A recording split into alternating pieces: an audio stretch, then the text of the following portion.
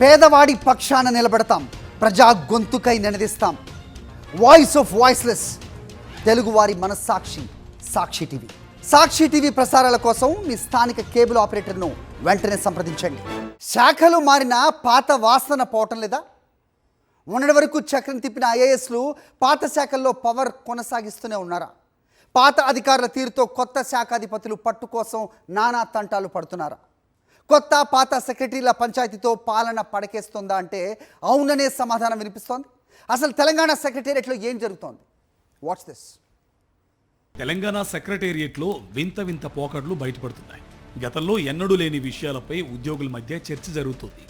ఐఏఎస్ల మధ్య పంచాయతీలు ముదురుతున్నాయి. పాలసీల మధ్య ఏకాభిప్రాయం లేకపోవడమే కాదు, పాత శాఖాధిపతుల శాఖలు మారినా ఆయా శాఖలపైనే దృష్టి పెడుతున్నారట. పాత శాఖాధిపతుల తీరుతో కొత్త శాఖాధిపతులు విసిగిపోతున్నారు. శాఖపై అధికారమున్నా పట్టు సాధించలేక సతమతమవుతున్నారు. ఇదంతా పాలనపై ప్రభావం చూపిస్తున్నట్టు తెలుస్తోంది. ముఖ్యంగా ఐటీ శాఖ, మున్సిపల్ శాఖ, రెవెన్యూ శాఖ, హెచ్ఎండిఏ డిపార్ట్మెంట్లు చూసిన నవీన్ మిట్టల్, అరవింద్ కుమార్, జయేష్ రంజన్, దానా కిషోర్లు చాలా కాలం పాటు చూసినటువంటి పాత శాఖలపైనే ఇంకా పట్టు కొనసాగిస్తున్నారట.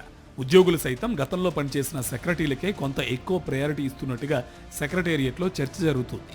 కొత్తగా వచ్చిన సెక్రటరీలు ఈ 4 శాఖలపై పట్టు కోసం నానా కష్టాలు పడుతున్నట్టు అధికారులు మాట్లాడుకుంటున్నారు. ముఖ్యంగా ఐటీ శాఖలో జయేష్ రంజన్, సంజయ్ కుమార్ మధ్య పాస్వర్డ్ పంచాయతీ సీఎం దాకా చేరిందని సెక్రటేరియట్లో వార్తలు చక్కర్లు కొడుతున్నాయి. ఈ సెక్రటరీల పంచాయతీ వల్ల ఆయా డిపార్ట్మెంట్లో ఫైల్ మూవ్మెంట్ స్లోగా జరుగుతుందని సమాచారం. దీనికి తోడు సెక్రటరీల ఆధిపత్య పోరుతో మంత్రులు సైతం ఇబ్బందులు పడుతున్నారట.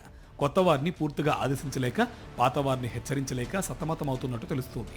ముఖ్యంగా ప్రభుత్వంలో కీలకంగా ఉన్న మంత్రులు సైతం ఈ సెక్రటరీల పంచాయతీ వల్ల విసుక్కుంటున్నారట. ఈ విషయంపై సీఎస్ కలగజేసుకోవాలని మంత్రులు ఆదేశించారట. సెక్రటరీల పంచాయతీ సెక్రటేరియట్లో హాట్ టాపిక్ గా మారింది. తీరు మారకపోతే చర్యలు తప్పవని సీఎస్ ఆయా సెక్రటరీలకు సూత్రప్రాయకంగా సూచనలు చేశారట. మరి సీఎస్ సూచనలతో సెక్రటరీలు మారుతారా లేదా పంచాయతీ సీఎం దగ్గరకు వెళ్తుందా అనేది చూడాలి మరి.